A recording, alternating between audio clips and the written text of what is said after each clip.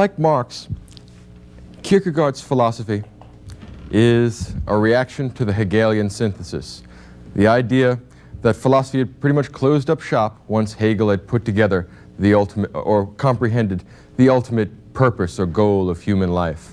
Hegel's encyclopedic system was a kind of end to philosophy if you accepted the arguments that he made. And Kierkegaard hated everything about the Hegelian system. He hated the smug certainty of it, the kind of megalomaniacal comprehensiveness of it, the rationalism of it, and what he really disliked most perhaps was the Greek Promethean element of this rationality. In other words, there's a kind of splitting of the difference between Athens and Jerusalem, between reason and faith in Hegel's system, or if he doesn't split the difference, he reconciles them in a way that Kierkegaard found altogether too pat, inconsistent with his own experience of both reason and religion. Now, Kierkegaard is surely one of the most morbid and emotionally disturbed writers in the history of Western philosophy. I really like him. I find him really fascinating. He's certainly one of the funniest, and he has a thoroughly morbid sense of humor. There are so few philosophers with a good sense of humor. Kierkegaard is one of them. So if you get a chance to read this, read it with a sense of humor, and I think that you'll appreciate it a great deal more. Now, what Kierkegaard thinks is that it's impossible to completely systematize human existence. It is possible to give a good, rational, coherent account of the purpose of human life. And in fact, he thinks that the problems here are from the mixture of Promethean, humanistic Greek rationality and the strictly understood tradition of biblical faith and religion. In other words, Kierkegaard is going to reformulate the problem that's been around since the time of Augustine at least, of connecting faith and reason, but only at the cost of undermining reason, undermining the Greek element in the Western intellectual tradition, and becoming something like a modern Job, God's faithful servant, the man who will not blaspheme, who will not be skeptical of God and his wisdom, regardless of what the circumstances are. Now, Kierkegaard believes that the orientation that a person takes to the world determines their behavior, determines their activities, determines the level of human existence that they may rise to. And what's worse than this is that Kierkegaard has confronted the problem of religious faith, and he is unwilling to look away and accept any of the facile compromises between reason and faith. The kind of whistling through the dark that we get with Hegel, that they're all both really the same, and that Christianity can be easily reconciled with Greek rationalistic philosophy. Strictly speaking, Kierkegaard says no. You must make a choice between one and the other. So then the question comes, which are we to choose? Are we to choose the life of faith or the life of rationality? Are we to choose an orientation towards nature as our main ontological assumption, or are we going to go with nature plus? Nature plus, in this case, heaven. Nature plus some metaphysical realm. So we have to choose between naturalistic ontologies and metaphysical ontologies. We have to choose between Athens and Jerusalem. We have to choose between religious faith and rational certainty. And the question is, what criteria could we possibly offer for either decision that we were to make? And to make the question even more difficult, what possible grounds for this judgment could we offer that doesn't presuppose what it's trying to prove? In other words, if you presuppose a naturalistic ontology, and if you presuppose that rationality is the key human fact, and that you want to orient your philosophy towards human life rather than some sort of metaphysical construct, well then you can start there and then show that it makes sense to have a naturalistic ontology and a humanistic orientation towards life and to emphasize rationality. If, on the other hand, you want to adopt a position like that of, say, St. Augustine or Luther, who think that if there's a conflict between reason and faith, well, then faith wins out every time. Luther, Augustine, people like that, prefer the metaphysical ontological conception. They prefer to emphasize faith as opposed to reason. They prefer to emphasize the tradition that comes out of Jerusalem as opposed to the tradition that comes out of Athens. Now, if you presuppose that the Bible is God's authoritative and divine word, if you assume that the tradition that comes out of Jerusalem is the true revelation of God's intentions, if you assume that the life of faith is superior to the life of reason, well, then it won't be hard thereafter for you to prove that the life of faith is superior to the life of reason. In other words, you have to make a choice between these two sets of alternatives, between the profane and the sacred, between Athens and Jerusalem, between a human-centered conception of the world and a God-centered conception of the world. And everybody makes such a choice. The difficulty is when you ask them why they make such a choice, right, they can't give you any explanation that doesn't presuppose what it is that they're trying to prove, because the orientation is built into their justification, to the legitimation of that choice. So Kierkegaard, like any good philosopher, like anyone who's morbidly introspective, decides that he's going to try and dig deeper, get to the real foundation of this problem, figure out how we're going to be able to choose between the life of faith and the life of reason. And for Kierkegaard, he can simplify it somewhat by talking about the actual orientation, the actual thing that a given person desires. And he says that the big choice in life between the humanistic and the divine, or between Athens and Jerusalem, is whether you are oriented towards the pleasurable life, what he calls the aesthetic life. And under the aesthetic life, what he means is both physical, sensual pleasures, sex and alcohol and, any physical, sensual pleasure. In addition to that, as a component of the aesthetic life, there is also the intellectual pleasures. In other words, he does not leave out the intellectual hedonists, as so many philosophers like to.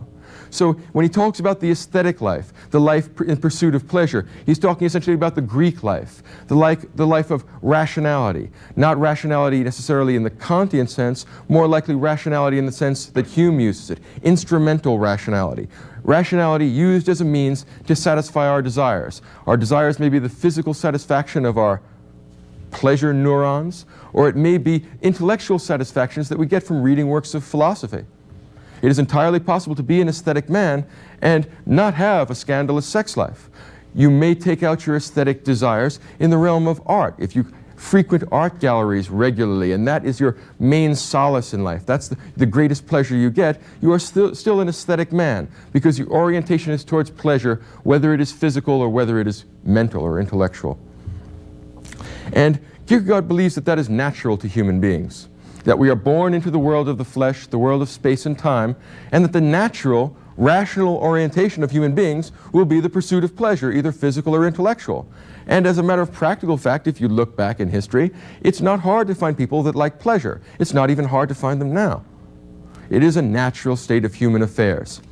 This unfortunate tendency, this fact that we are born into the aesthetic life, or that it is the most natural and, in the sense of natural reason, the most reasonable choice that human beings, particularly untutored human beings, can make, Kierkegaard thinks that that's the analog of original sin. We are born into this world with a natural predisposition towards following the aesthetic life. That shows how depraved we are.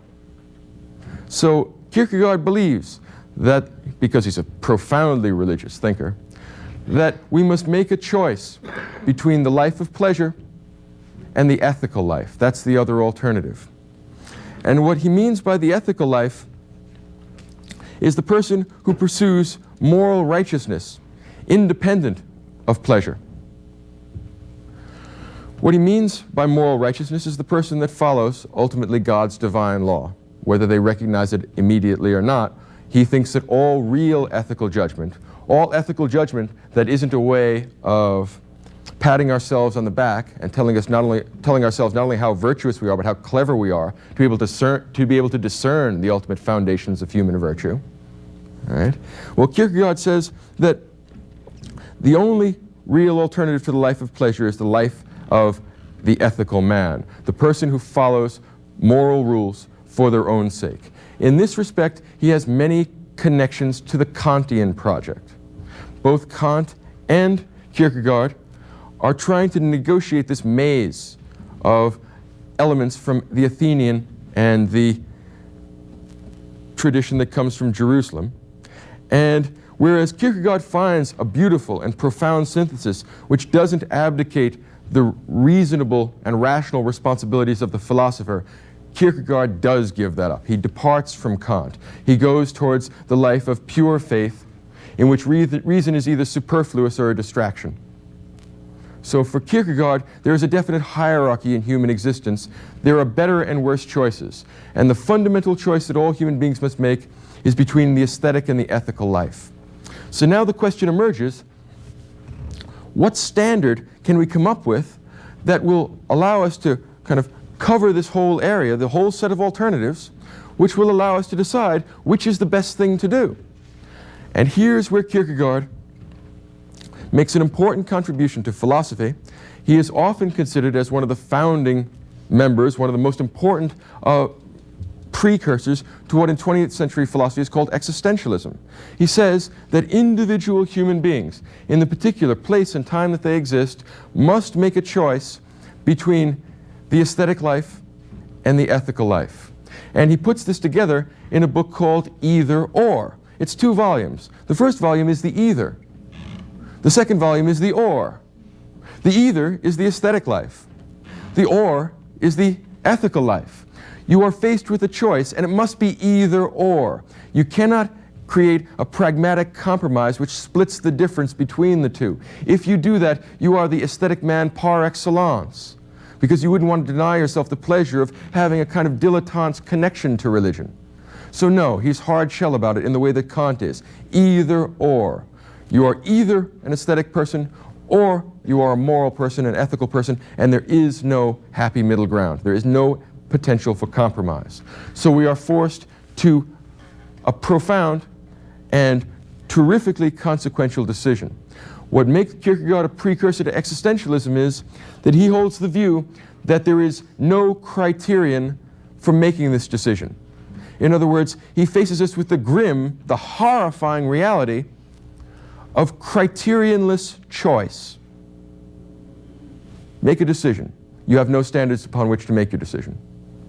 Good luck. And you also have no choice about whether you make the decision or not. You must decide. Best of luck.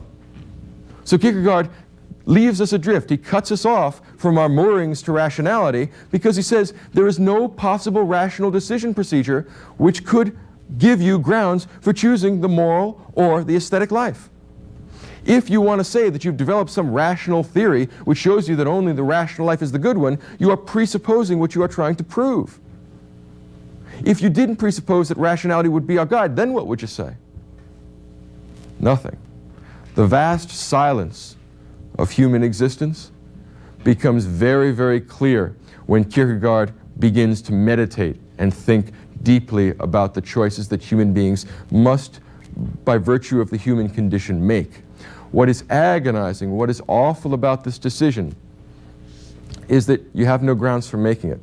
And you have to make it, and your soul is depending upon it. Your felicity is depending upon it. It's the most important choice in human life, and you have no star to steer by, and never will. What a horrible universe he's created for us. What a terrifically difficult set of problems he faces us with. And he will accept no compromise. Either or. You can see how he disdains Hegelian synthesis of any kind, because Hegel would say, well, we'll get a little bit of this, we'll get a little bit of that, we'll get a thesis, an antithesis, we'll synthesize. Hegel says, no synthesis, no compromise. This or that. Decide which. If you refuse to decide, well, you started out as an aesthetic man to begin with. You were born in the state of nature. People naturally pursue pleasure. If you don't want to decide, we know where you stand. You've decided already. So we're stuck with the ultimate theological problem, and we have no way of solving it. Now, Kierkegaard's book, EitherOr, is remarkable for its literary virtues. It is a wonderful, a beautiful book. It is also a kind of harrowing, frightening book. And it is obviously a book produced by a tortured individual. A man who thinks about things like this all the time and who manages to come up with this sort of problem is not a happy person. Even when he finds God, the irony and the cynicism, he wrote his doctoral dissertation on irony, on Socratic irony. The whole book is an ironic treatment of irony. His supervising professors found it enormously unpleasant. They said, you're an awfully impressive guy, but I never want to read anything like this again. And it's understandable. Have a look at it and you'll see what he's saying. Irony is one of the things that Kierkegaard relishes so much, because having put himself through this harrowing theological experience, he feels that it is very difficult for him to explain to people what the significance of the ultimate moral theological choice is. He feels that people that haven't suffered for what they believe almost have no right to it, that you earn your deserts, that you earn your stripes as an intellectual by not only thinking problems through, but feeling them through. Kierkegaard is writing in the first part and the middle part of the 19th century. He is one of the great examples of theological romanticism. And of course, that's connected with the entire romantic reaction to the Enlightenment and to the rationality that's central to the Enlightenment. Romantic thinkers romantic thinkers is almost a contradiction in terms. Romantic intellectuals like feeling over reason. They like grand and beautiful emotions. They emphasize sentiment. If you think of Charles Dickens's novels, if you think of Berlioz's music, too much of everything. They have no sense of proportion, but they have lovely sentiments. Well, Kierkegaard has no sense of proportion and has very frightening sentiments. They have horrific sentiments, but they have their unique appeal. So in the volume 1, in the Either, he presents some very arresting images. He writes from the perspective, in the first volume of the Either, he writes from the perspective of the aesthetic man and explains to us what it's like to be us, as if we didn't know. And in fact, Kierkegaard thinks that we don't know. He thinks that we don't entirely comprehend the wretched state of the purely natural aesthetic man.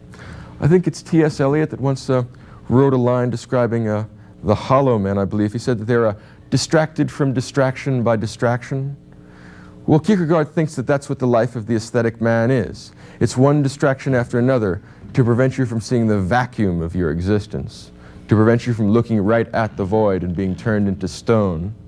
He says that's why you pursue pleasure and novelty all the time, because the real evil or the real misery in the life of the aesthetic man is boredom. Kierkegaard says, and I think it's one of the greatest lines in the history of philosophy, it's beautiful and it's horrifyingly true. He says that boredom is the root of all evil. Think about that. It's much more dangerous than money. Think about the amount of evil that is introduced into the world by people's simple desire for sensation. And Kierkegaard, of course, in his own inimitable and most unkind, ironic way, talks about the history of boredom in a piece called The Rotation Method. It's sometimes translated as the rotation of crops. And he describes the origins of boredom. It's beautiful. He said God created man because he was bored. Adam was alone. He was bored. He asked for Eve. Adam and Eve were bored together. They had some children. Then they were bored en famille. And then people multiplied and reproduced. And then they were bored en masse. And everywhere boredom took over the world. Eventually people created the Tower of Babel, which is an idea that is as boring as the tower is high. And the reason they did that is sheer boredom. That's the only reason people put together culture at all. It's boring. The world is full of nothing. And that we fill this nothing up with trivialities like human culture. Oh, you feel the breath of infinite spaces in this guy. He lives in a kind of interstellar space of the soul that has nothing in it. And he says, the problem is that you think that about me because I'm such a perverse writer, but in fact it's all true about you. And that's what your life amounts to. And that's what it means to make the aesthetic choice. This leads to two possible things. It leads to a continuation of it where you die on your own. With the more impressive self-consciousness on the part of the aesthetic man, they choose something a little bit more stylish, a little bit more tasteful. They commit suicide. Kierkegaard believes that if anyone were to actually become conscious of what it means to be an aesthetic man, to be constantly pursuing new flavors, new tastes, new sensations, new experiences, you would just get it over with now. It's so horribly boring that the boredom would drive you just to exterminate yourself. That's the active rather than the passive form of the aesthetic man. Now, in addition to this Either, and it's a grim Either, before I get beyond the Either, he has a very arresting image that's worthy of Nietzsche. As a matter of fact, there are few people that I would be willing to place in the same intellectual league with Nietzsche, but for simple perversity, For a simply morbid approach to the world, I would say that Kierkegaard and Nietzsche are very close. I mean, one believes in God, the other doesn't, but both are really morbid and introspective. Well, in a portion of the Either, called the Diapsalmata, he gives an image that you would expect from Nietzsche. He said, at a theater one evening, a fire broke out backstage, and one of the clowns came out onto the stage and announced to the audience that the theater was on fire.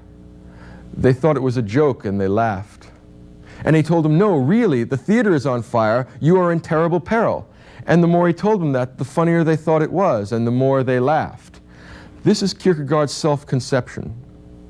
He is a joker who is deadly serious, and you people are laughing at him thinking that he's a religious kook, when in fact you are in mortal terror. You are in mortal peril. You are going through the dark night of the soul. You are so detached from your souls you don't know it. What a horrifying situation. One horror after another. All of Kierkegaard's writing go from bad to worse. They're all entertaining, but they're all the product of a depraved mind. This image of the clown is perhaps one of the worst. Now let's try the better alternative.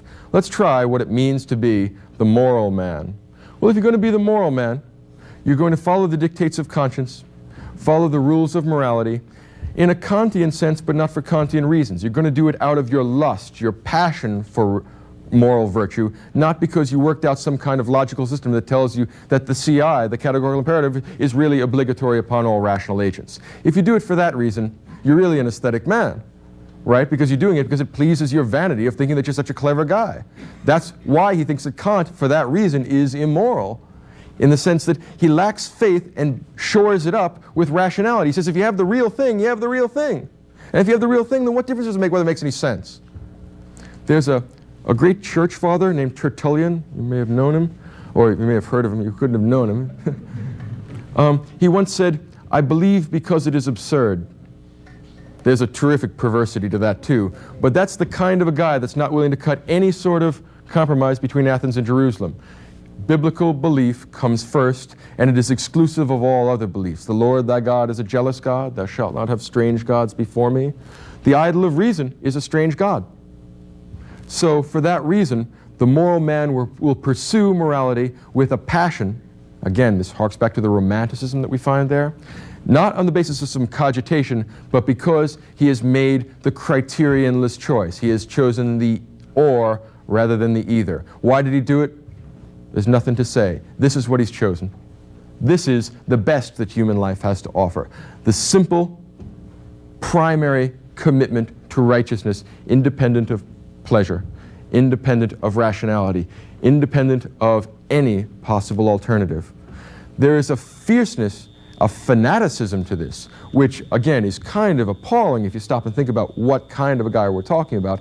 And I'll try and get across to you the degree of fanaticism that attaches to this, because in some respects he formulates a very interesting system, and in fact there seems to be a certain method to this madness. There is a certain degree of logic and reason to it.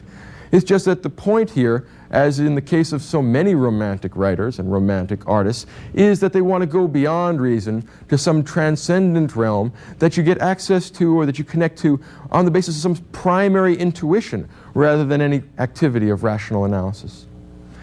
One of the great romantic thinkers in that respect. Now, in order to get across to you the difference between the either and the or, and in order to get across to you the difference between, say, the Enlightenment and Romanticism, in order to get across to you the difference between Kant and Kierkegaard,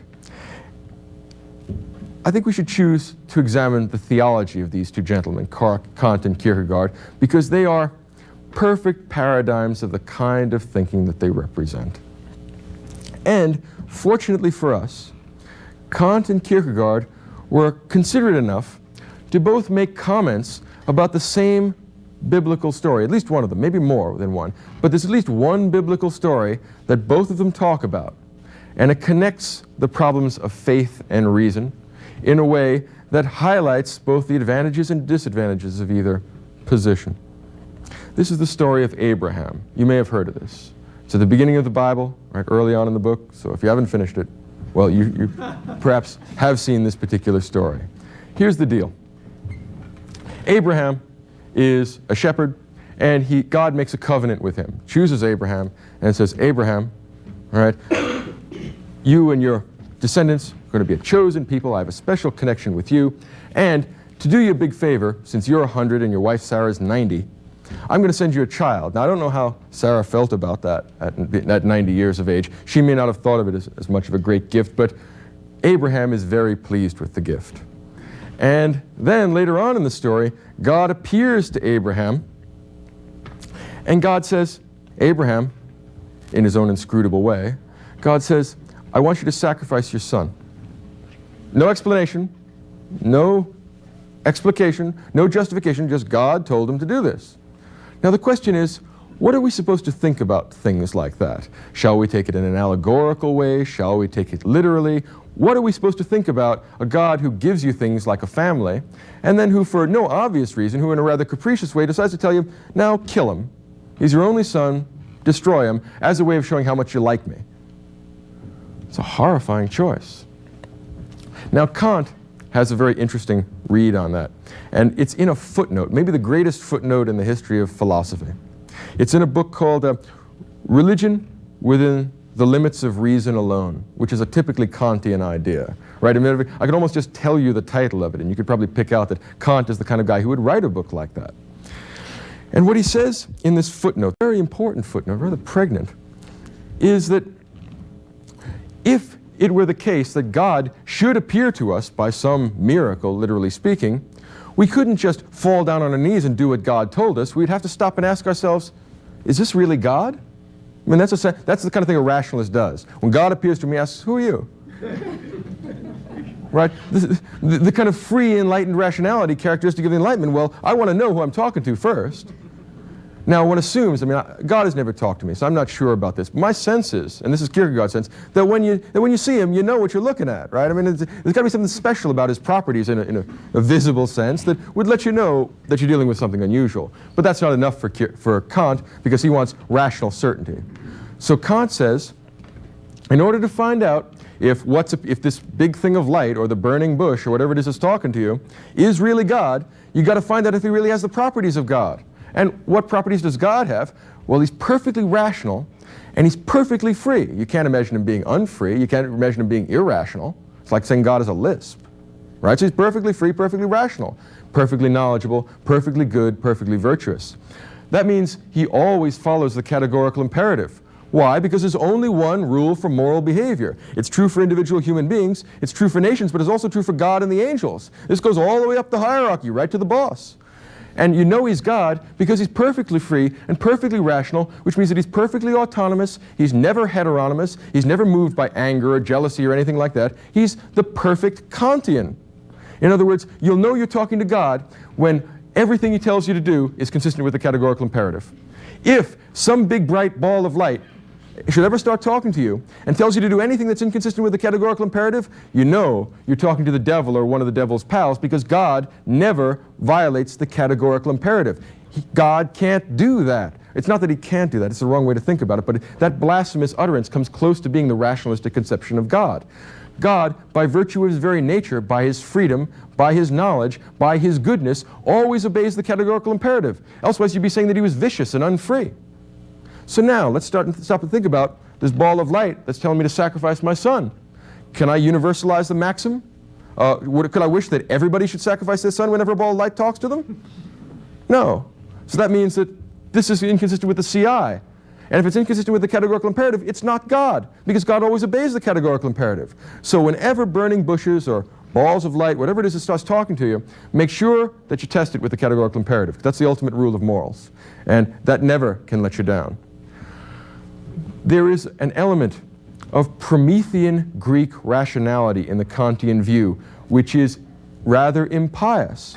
Who are you to question God? Who are you to tell God what the rules are? He's God.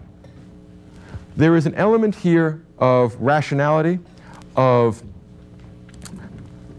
a limitation of faith, which is not consistent with the simple arbitrary subjection to the will of God, which is characteristic of the most vehement, perhaps the most fanatical of religious believers. Tertullian, I believe because it is absurd. Kant would wince to hear that. kind of a belief is that? Any God worth believing in is going to be rational. I mean, that's part of what makes him virtuous. Think about the Kantian conception of morality, and then you think about the Kantian conception of God, and you're going to find out that Kant's God is a Prussian. Kant's God likes moral rules just for the sake of having them. He likes rules and he obeys them perfectly, which is what a Prussian God would do. In other words, Kant's God looks remarkably like Kant with all his vices taken away. In other words, he's the super Kant. He always obeys the CI. Now, let's look at the other alternative from the perspective of Kierkegaard, the romantic approach. All right? And this is in a section of a book called Fear and Trembling, which is the kind of charming title that Kierkegaard often gives to his books. There's another one called The Concept of Dread. I think you'll like that. That's a real page-turner. All right? Anxiety, despair, that kind of thing. You can see how Sartre's going to get the cue for nausea out of this. I mean, think of something really horrible and write a book about it, or tell us that that's the human condition. Well, that's essentially what Kierkegaard does. He says in Fear and Trembling is a long passage about Abraham and what a great guy Abraham is. Why? He doesn't sit there and ask God questions. God tells him to do something, he goes do it. That's it. That's what religious faith means. No compromises, no nonsense, none of this Greek rational stuff, none of this presumptuous categorical imperative business. God told me to do something, I'm going to go do it. That's what's great about Abraham. Now, Kierkegaard says not only is that great, but he goes on for about 40 pages telling us what a tremendous thing this is to do. And then he points out that this is unethical. I mean, literally speaking, that killing your son is the kind of thing that most sane people think is an evil, and actually Kierkegaard himself does. And here's where he makes what might be thought of as an addendum to his theory. It appears that it's not just a two-part separation between the aesthetic and the moral life. It appears that once you get into the moral life, once you make that transition from the either to the or, what you get is the possibility for further ultimate and complete transcendence, complete submission to the will of God. And that comes in when we move from the moral life to the religious life, to the life of simple but profound faith which brooks no obstacles and will not even slow down for considerations of rational calculation. So in other words, what Kierkegaard says is that Abraham was one of the great men of faith, one of the great religious figures in the world, precisely because what he is doing makes no sense. If it made sense, it wouldn't be nearly so good. Can you see, first of all, the romantic elements here, the rejection of rationality, the rejection of reasonable order, the rejection of the Greek humanism that's built right into the Enlightenment project? What he is saying is, on this rock I will build my religious faith. I am going to be the faithful man of God. The comparison between Kierkegaard and Job is not facetious. He is a modern Job. The Enlightenment thinkers like Kant have some of the are in some respects like Job's wife and Job's friends who tell him, you ought to blaspheme if God isn't doing what you expect him to do, what you want him to do. Kierkegaard, like Job, says, no. There's only one God, and he's what he is, and I am what I am. I'm, relatively speaking, an insect, a worm. I'm not going to tell God how to run the universe. So if God appears to me one day, I wouldn't hold your breath on that, but if he does ever appear to me one day, what I'm going to do is I'm going to do exactly what he tells me. I'm not going to ask him, is this consistent with the categorical imperative? I'm not going to interrogate him. I'm not going to ask him, are you sure you're running the world right? Because he's God. And once you make that fundamental decision, then you have the true life of faith. You've transcended simple ethical orientations towards the world and gotten to the true religious orientation. So Abraham is the perfectly religious man, the man of faith, and Abraham is the man who has made the either-or choice. And he says, hey, look, it's not pretty. If you wanted something pretty, if you wanted something fun, if you wanted to enjoy yourself, back to the aesthetic life with you. This is agonizing. In other words, not only does he say that Abraham has to agonize and go through all kinds of anguish in thinking about killing his own son, who's the pride of his life, is the source of his happiness, the greatest benefit God has given him. And now for apparently no reason at all, on some sort of a whim, and in this case, God never explains to him why he wants him to kill his son. He says, now God inexplicably wants me to kill him. I'm going to kill my own son. One of the greatest crimes, one of the greatest moral transgressions that you can imagine, this is testimony to the enormous power and the awful majesty of God. Morals come from him, they don't run him. We judge whether things are virtuous or good by virtue of whether they are derived from God or not.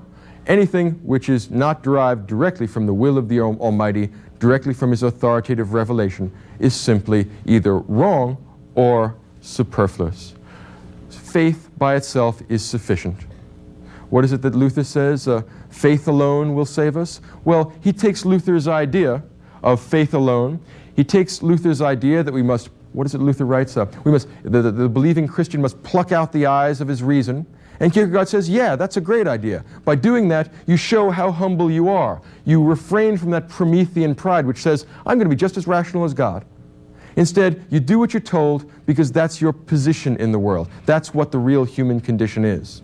What's agonizing about this is that the same God that gave us the capacity to reason put us in a circumstance where reasoning won't help us. Because we have to make the criterionless choice between the either and the or. And there is no rational procedure which can allow you to choose between one and the other. So for Kierkegaard, we live in a grim and rather macabre world. There is a terrific amount of misery and pain and irony connected with the best of human lives. The price for escaping the aesthetic life, for escaping boredom, is a life of absolute fidelity to God, and that means that you may well be called upon to do things that are exceedingly unpleasant, even unto the murder of your own child. Kierkegaard says, let us be direct. If we judge Abraham by ethical standards, the man who is willing to kill his own child is a criminal. If we judge him by religious standards, by the single test of faith in God, there is no better man. Either or, make the choice. And he's not pulling any punches. He's not trying to make it look as if the set of either-or choices that we make is going to be easy. And he explicitly tells you that it will be unpleasant, perhaps it will even be gruesome. And that's the best you can hope for. This is what the human condition is.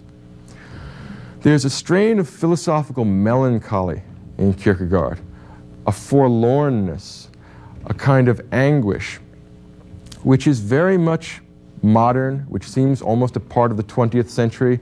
The strange religious formulations are not in keeping with this century, I'll grant that. But the idea that truth is subjectivity, one of Kierkegaard's favorite terms, instead of the drive for objectivity and certainty and rational proof, characteristic of the thinkers of the Enlightenment, Kierkegaard says no, like any good romantic, truth is subjectivity. I myself will become a person by understanding the choices that I'm confronted with and making them, simply on the basis of my own, what he calls, leap of faith. How will we jump across this criterionless barrier? You must make the leap of faith, and there's no way of telling whether you will make the crossing safe. No proof, no certainty, no final explanations. God perhaps has his reasons. The man of faith believes that. But in fact, there's no way to tell. We live in a frightening, horrific world where we are faced with miserable, soul-wrenching choices that ultimately amount to a flip of the philosophical coin. The emphasis on subjectivity, the loss of certainty, the loss of orientation, the argument that essentially there is no ultimate rule, no ultimate rational algorithm which will allow us to discern good from evil, which will allow us to decide what the best and most virtuous life is. These are exceedingly modern ideas. Many of the important thoughts taken by the existentialists like Heidegger and Sartre and Camus and Marcel are all homage to Kierkegaard. Kierkegaard, for all his religious craziness, has forced us to stop and think about the implications of being free, autonomous, rational subjects. When we move into the age of Romanticism and also into the age of the 20th century, the age of anxiety, if you want to call it that, we are faced with simple subjective choices which have no decision procedure. We are forced to make either-or decisions, perhaps not of the fundamental significance of the choice of the aesthetic or the ethical life, but we are faced with choices, many choices, which we are informed have no rational grounding. And that means we are set adrift in a realm of whim, in an area of opinion, of feeling, of taste, of sentiment, which is what Kant described as a wretched anthropology. There is no up, there is no down. You take your best shot and you live the life you choose. This is what Kierkegaard offers to us, a rather grim perspective on the world, justified perhaps by the fact that it makes us think, that it increases our own consciousness. I would be very worried for you if you made all the same decisions as Kierkegaard. I'm not trying to persuade you to do that, but I am trying to persuade you that this is the kind of problem that you do have to confront. It may well be, and I have a hunch that it's the case, that not all the important decisions in life offer us a rational decision procedure. Many of the important elements in human wisdom are not derived from any algorithm.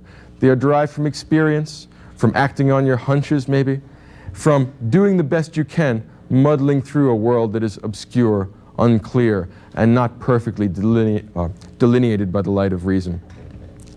Kierkegaard, in that respect, is a contemporary of ours.